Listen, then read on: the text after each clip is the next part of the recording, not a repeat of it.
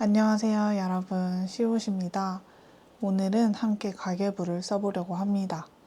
가계부는 제가 사회생활 시작했을 때부터 엑셀, 넘버스, 노션을 옮겨가면서 써왔어요. 소비 70% 저축하기라든지 1억 모으기 같은 제가 세웠던 재정적인 목표를 모두 이룰 수도 있었지만 가계부를 쓰며 가장 좋았던 건 나를 파악할 수 있다는 점이었어요. 내가 어떻게 살아가고 있고 무엇을 좋아하는지도 알 수 있죠.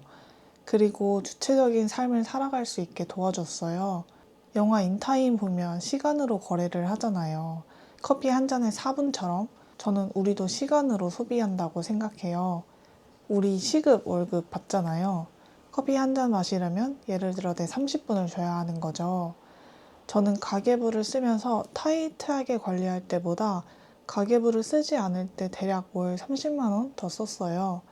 근데 이때도 가계부를 쓰지는 않았지만 엄청나게 흥청망청 쓸 때는 아니에요. 항상 타이트하게 돈 관리를 할 수는 없다는 생각에 좋은 옷 한 벌 사고 외식 한 번 더 하고 기본 한 번 더 내면 30만 원 금방 쓰죠. 근데 그게 1년이 되면 360만 원이고 누군가에게는 한 달이라는 시간이에요. 그래서 저는 나를 관리하고 내 시간을 관리한다는 생각으로 가계부를 적습니다. 그러다 보니까 생활도 많이 바뀌었어요. 단순히 돈을 아낀다고 접근할 땐 좀 외롭고 서글펐어요.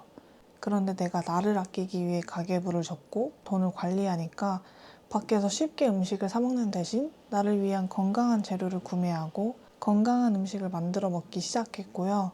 나를 행복하게 만들 물건들이 무엇인지 고민했어요. 노션 가계부 관련 요청이 많아서 9월에는 함께 작성해 보려고 쓰지 않았는데요.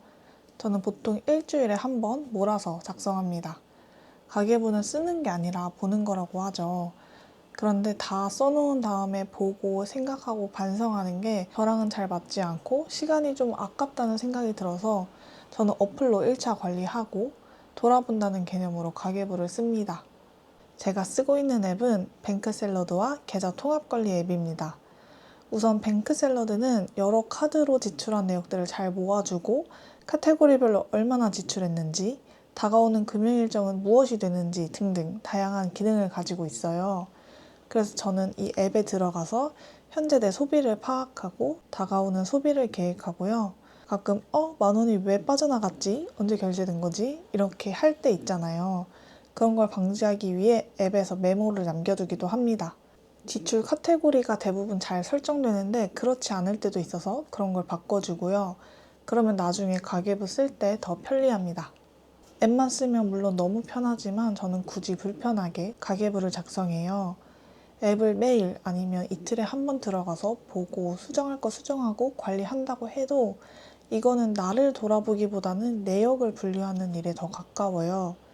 물론 앱으로 관리하고 가계부를 쓰다 보면 건강한 생활이 몸에 배어서 가계부 없이도 소비를 관리할 수 있는데 저는 장기적으로 그 생활을 유지하려면 가계부를 써야 한다고 생각했어요. 진짜 시작해 볼게요.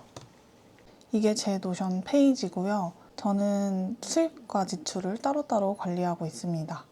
보니까 제가 9월 1일이 되자마자 쿠팡으로 장을 봤어요. 저는 세세한 목록을 적지는 않습니다.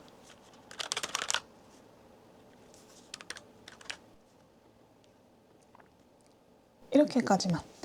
예를 들어 가지 5,000원, 토마토 10,000원 이런 식으로 적으면 일이 너무 많아지고 카테고리별로 생각하기가 어려워져서 그냥 쿠팡 식비 42,290원 이렇게 적습니다. 수입과 지출 페이지에 모두 버튼을 만들어 놨고 식비를 누르면 월 지출에도 계산이 되고 식비 카테고리에도 들어가게 했어요. 나머지도 작성해 볼게요.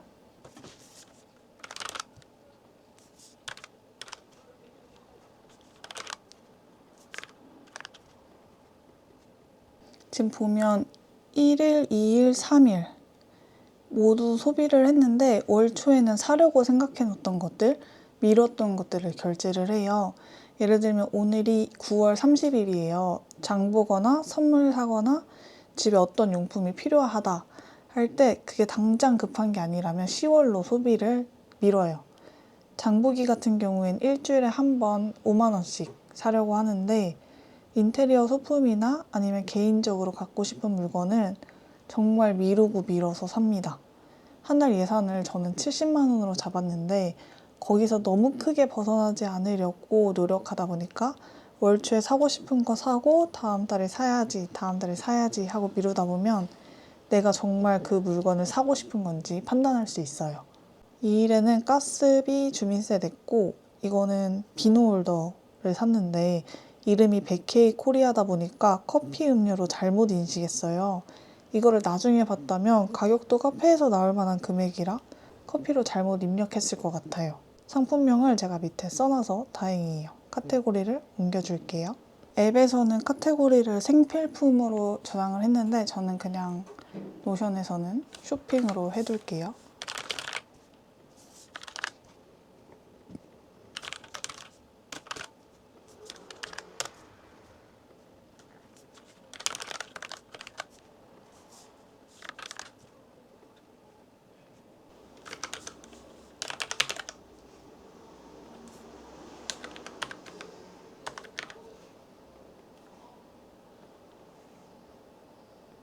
한 번에 옮기다 보니까 내가 반복적으로 어떤 카테고리를 클릭하는지 의식되어 이번 달에는 소비를 잘 조절해서 문제가 없었는데 한참 외식을 많이 했을 땐 엔겔 지수가 너무 높다, 식비를 너무 많이 클릭한다 생각하면서 가계부를 적었거든요. 제게는 가계부를 쓰는 시간이 지난 소비와 생활을 돌아보는 시간입니다. 그러면 이달 수입과 지출이 이렇게 자동으로 계산되고 월별, 항목별로도 돌아볼 수 있어요. 그리고 제가 예산을 설정해놔서 예산 여유, 예산 초과 이렇게 뜨는데요. 예산은 아카이브 속 카테고리라는 폴더를 보면 이렇게 제가 설정해놨습니다. 여기서 카테고리별로 내가 얼마를 썼는지 볼 수 있어요. 저는 저의 총 자산을 파악하는 것도 좋아하는데 청약, 주식, 부동산, 연금저축처럼 돈이 다양한 분야에 나눠져 있다 보니까 뱅크샐러드 앱에서 정확하게 파악하기가 어렵더라고요. 매일 자산이 얼마나 불어났나 이런 걸 파악하고 싶은 건 아니고 그냥 한 번씩 중간 점검으로 보는 거라 저는 수기로 적어서 확인하고 있어요. 이거는 사회초년생 때부터 이렇게 하고 있어요. 계좌통합관리라는 앱에 들어가면 은행권, 제2금융권, 증권사 계좌를 다 같이 볼 수 있어요. 한 번에 확인하기가 가능해서 편리하고 여기서 잊었던 계좌가 있다면 해지하기까지 할 수 있답니다. 저는 이렇게 잔고를 보고 노션 우측에 채워놓습니다.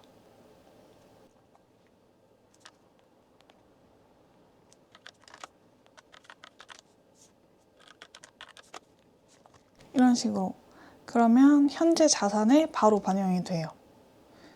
마지막으로는 그래프를 업데이트 해줄 겁니다. 저는 구글 시트를 이용하고 있어요.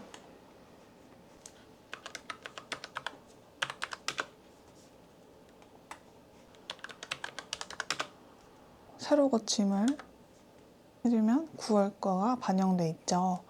노션에서는 그래프를 하나씩 무료로 볼 수 있는데 저는 책 관련된 걸로 연결해 놓은 게 있어서 이거는 구글 시트를 이용하고 있고 이렇게 만드는 사이트 링크를 제가 더보기에 달아줄게요. 오늘은 좀 가볍게 여러분들이랑 가계부도 써보고 노션 특히 가계부 템플릿을 궁금해하신 분들이 있어서 공유해 드리려고 이렇게 영상을 찍었습니다. 공유를 해드릴 건데 템플릿을 제가 노션 템플릿을 한 번도 공유해 드린 적이 없어서 잘 작동할지는 모르겠어요. 한번 사용해보고 싶으신 분들 다운받아 보시고 문제가 있다면 댓글로 알려주세요. 그러면 다음 영상에서 만날게요. 안녕.